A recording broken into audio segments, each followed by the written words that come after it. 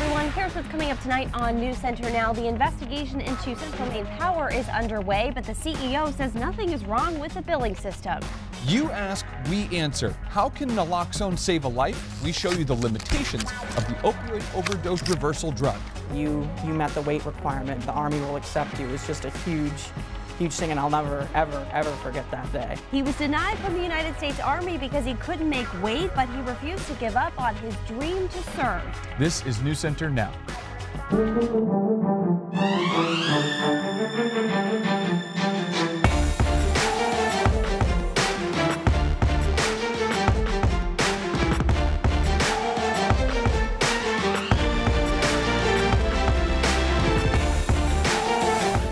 More than 1,500 of you sent in complaints and demanded an investigation, but today Central Maine Power officials say they found nothing wrong with their billing system. Hello everyone, I'm Lindsay Mills. And I'm Chris Costa in for Lee Goldberg. CEO Doug Hurling says he understands customers are upset about shockingly high bills and are looking for answers. And on their end, the company has found no billing errors yet. This only adding to the frustration for customers who say they're already struggling to make ends meet.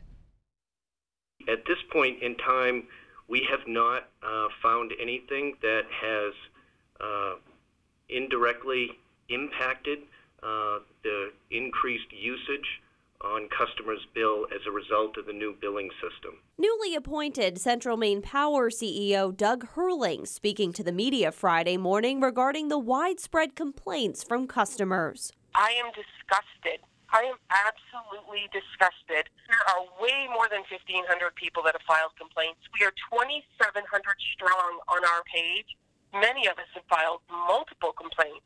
CMP customer Jennifer Marston Hicks is from Topsom and is a member of the Facebook group CMP Ratepayers Unite. She's one of thousands using the platform to sound off. Heather writes, I'm beyond stressed about this. I have kids and need hot water and lights. It's insanely unreasonable for them to expect anyone to be able to afford what they are billing. And Tom writes in part, they need to see that it's not just ridiculously high bills. People are getting double and triple billed, no bills, disconnect warnings, or owing tiny amounts, or having credit balances. Hicks says her usage went from 800 kilowatt hours a month to 1,600. It has strained us tremendously because right now we're trying to figure out how to pay a $900 electric bill and a $1,500 month income as a disabled veteran.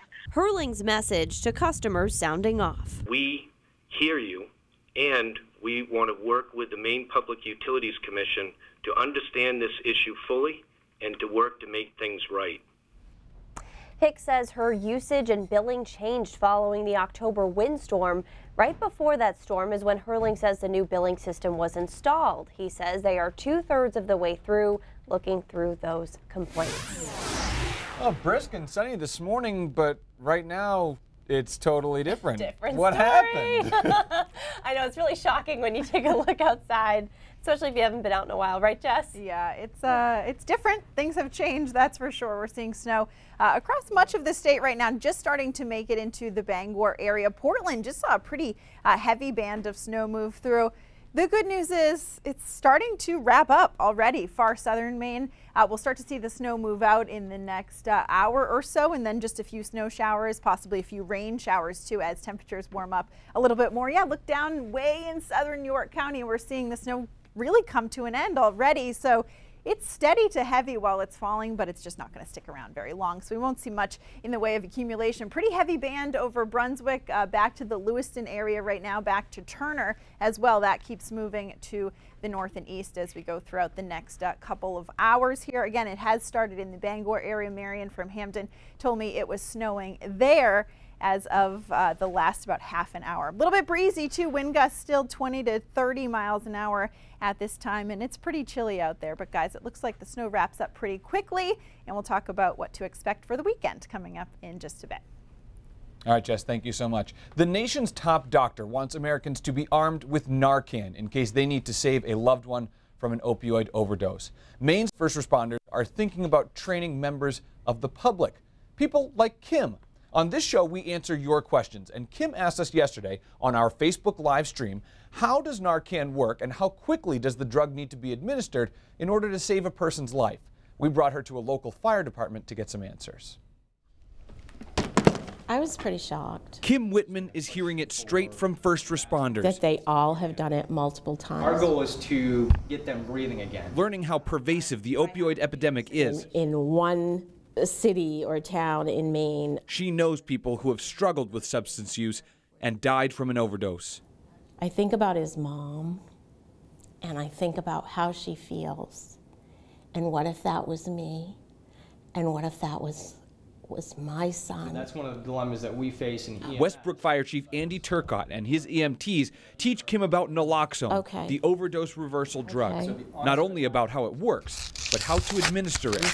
We're seeing the death rates increase year over year. Do you do it, push it all the way in, or just a little bit? And I don't think that trend is going to go down. You don't have to like shake. First responders carry different doses of the drug, usually in 2 or 4 milligram increments. They say it costs about $40. Without Narcan, most likely they would not be alive. Opioids are central nervous system depressants. They can stop people from breathing, causing brain damage.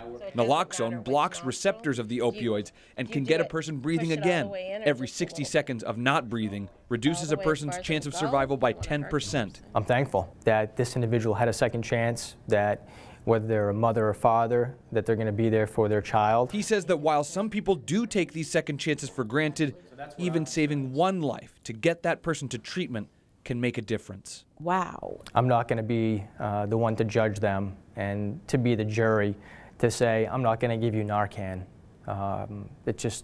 We shouldn't have that decision. We're human beings. The nasal. Kim says knowing about how it works could help her save someone. Someone could overdose, and I certainly would want to know what to do to help them. Absolutely. This could be our child.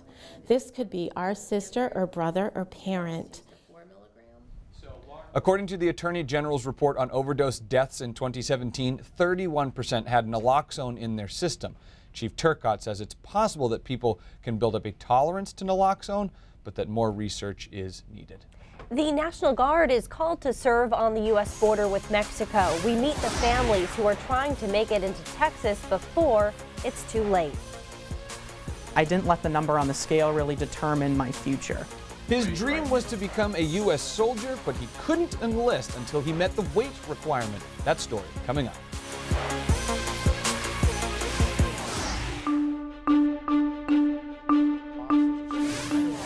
Prepare to mobilize to the Mexico border, Attorney General Jeff Sessions is enforcing a zero-tolerance policy along the southwest United States. A directive went out to U.S. prosecutors today, ordering them to prosecute to the fullest extent of the law anyone who enters or attempts to enter the country illegally. The U.S. Attorney General says this is in response to a staggering increase in undocumented immigrants coming over the border. In the last year, that number has doubled. Advocates say most are families desperately fleeing violence, discrimination, and poverty. As Oscar Margain reports, for many of these families, it's a race against time and the National Guard reinforcements. This group of undocumented immigrants released by immigration authorities at this bus station in McAllen, Texas, are the result of catch and release. Men, women, and children, mostly from Central America, are aided by Catholic Charities volunteers to continue their migration north. What they're doing right now is they're calling up each one of these families so they can make this line and then start purchasing tickets to go visit their relatives elsewhere in the United States. Maria Martinez, a mother of 2, left Honduras a month ago before arriving here. They are taking the 3 p.m. bus to Indiana. Martinez tries to hold back tears, knowing she's made it to the U.S. after all her sacrifices. They all say they are fleeing violence and poverty. The president is frustrated. President Trump is working with border states to deploy the National Guard to aid Border Patrol until a wall is built. However, troops won't be able to keep immigrants from crossing over. These family units are purposely turning themselves in to authorities to request asylum, which grants them a temporary permit to travel while they wait for their turn at immigration court. In a way, the president is right, says Martinez. There are people who may have bad intentions, but because of the dire conditions in her country, she says, people are forced to risk it all to come here. Yesterday, over 100 families arrived to the respite center here in McAllen, Texas. Today, there's over 50. According to the latest Southwest migration numbers, over 50,000 people were apprehended in March. That's a 37% rise compared to February and a 203% jump from this same time last year. Their only hope is finding a safer place than where they were from. You know, if it was safe, I'm sure they would stay home, but it's not. Sister Pimentel says until that gets fixed, she doesn't see anything changing. In McAllen on the Texas-Mexico border, I'm Oscar Margain reporting. In the last few days, there's been a lot of talk about the so-called migrant caravan, a movement made mainstream by President Trump. The large group of travelers has started to break apart now that the caravan has reached large cities in Mexico. Many families and individuals are working with the Mexican government after President Trump called out Mexico on Twitter, saying the country was doing almost nothing to stop or vet the group. Adolfo Flores, a BuzzFeed reporter traveling with the migrants, posts daily updates on Twitter. He says many received humanitarian visas to stay in Mexico, but a smaller version of the caravan will continue on through Puebla and Mexico City to seek asylum in America. Still come on now, another facepalm from Facebook. Hear what Zuckerberg is sorry for this time and what he plans to do to make it up to users again. And the snow is coming down now. Is there more in store? Jess Conley has the answer in her weekend forecast. Straight ahead.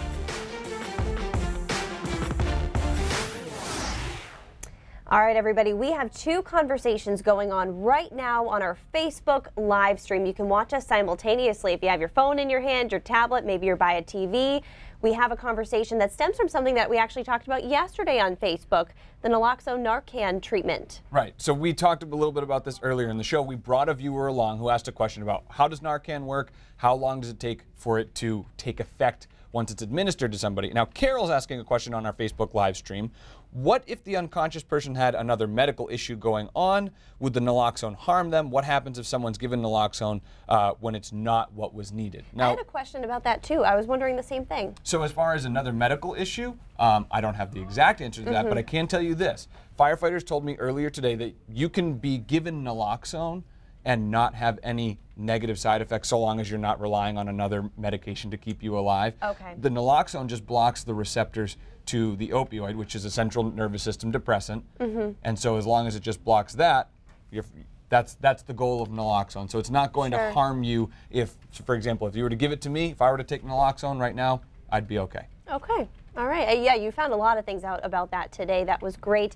There's another conversation also going on right now on that Facebook live stream. We're talking with our viewers about the Central Maine Power investigation. That was another story from the top of the show today. So if you want to circle back and watch that, you can if you're just joining us. But to catch you up to speed, basically people are saying that they just received a disconnect notice. That's something that a lot of CMP customers are saying. CMP also came forward today and said that so far they have found nothing wrong with the billing system. So customers are reacting to that today. Some people also saying that something is wrong because a lot of people are coming forward and saying that there are problems. So there has to be something there. So thank you very much for commenting on our Facebook live stream. And if you have any questions for us, you can use the hashtag AskNow. Okay. According to the United States Army, only 29% of American teenagers meet Army qualifications when they initially try to enlist. That means 71% need to put in work before the Army will accept them. One former Bonnie Eagle High School student fell in that 71%, but with some hard work, determination, and a help from a high school classmate, he's now preparing to leave for boot camp. Lee Goldberg has the story. When Bailey Sawyer graduated from Bonnie Eagle, he enrolled in the pre-med program at USM and spent a semester there before realizing his heart was somewhere else. That somewhere else was the United States Army. Bailey, who at his highest weight was at 301 pounds, had gotten down to 234 when he walked into the recruiter's office for the first time. I didn't let the number on the scale really determine my future, because the Army has so many opportunities and they've given me so many opportunities. I couldn't let that number deter me from what I could actually accomplish. Bailey failed his first physical, but instead of giving up, he became more determined. His recruiters sent him to work out with a trainer from a local gym. That trainer turned out to be a fellow classmate, CJ Stamps. 2 weeks ago, at 213 pounds, Bailey took his physical again, and this time, I remember going and them taping me and me being so nervous, and they finally said that I made it, and I went, oh my gosh, right in front of the doctor and everybody. I was so excited, because for me it's been such a long journey. I, Bailey Cole Sawyer, do solemnly swear. Do solemnly swear. That I will support and defend. That I will support and defend. The Constitution of the United States. The Constitution of the United States. For me to finally get to this point, to finally be able for someone to say that you met the requirement, you met the weight requirement, the Army will accept you, is just a huge, huge thing, and I'll never, ever, ever forget that day. It's awesome, actually. I felt like his mentor almost. I was like, you know what, I knew he wanted it, and me helping him and knowing he wanted it made it that much easier, and it made it more fun for me seeing him join. I kind of had a sense of pride. For the Army recruiters that had encouraged Bailey throughout the entire process, seeing him overcome his obstacles instead of giving up is exactly what they were hoping for. I'm just somebody that wants something.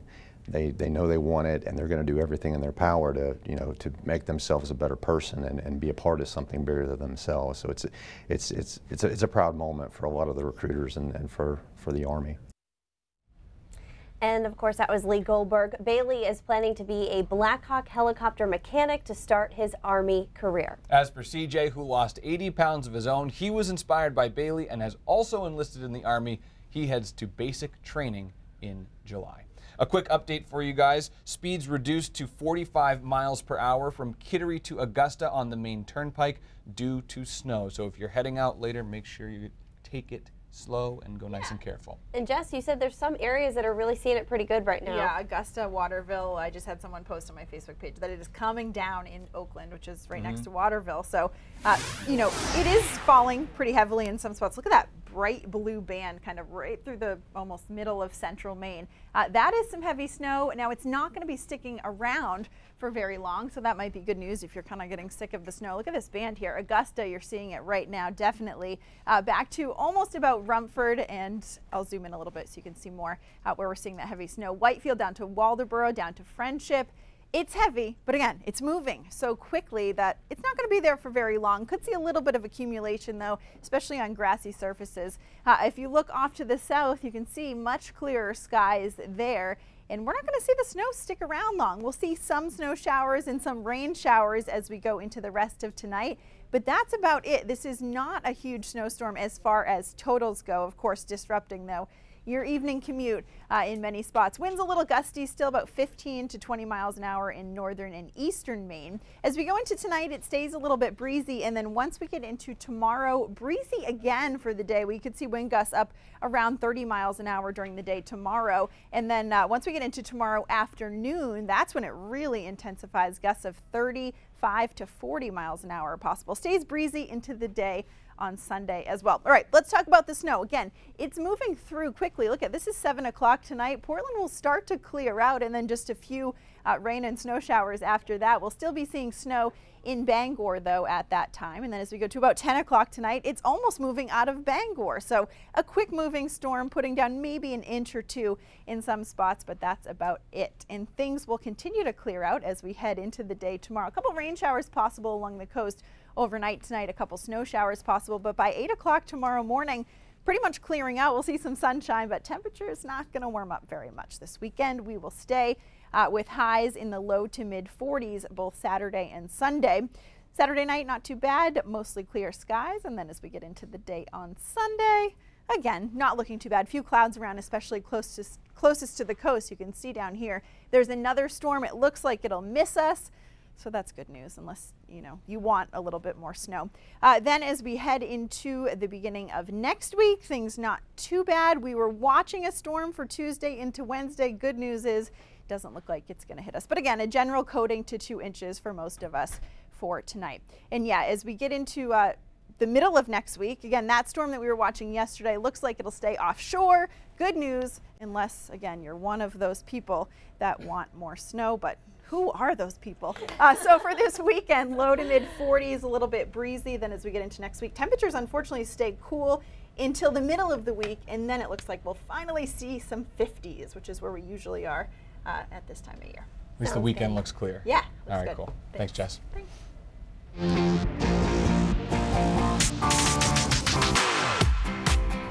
right, guys, show of hands if you've ever sent a Facebook message that you immediately regretted. Okay, I was very. I know. Can you do this? I was expecting others to put their hands up in the newsroom. I know. Anybody? No. Yeah. All right. Okay. Okay. Well, it's all right because Mark Zuckerberg himself also falls under that category, so not alone.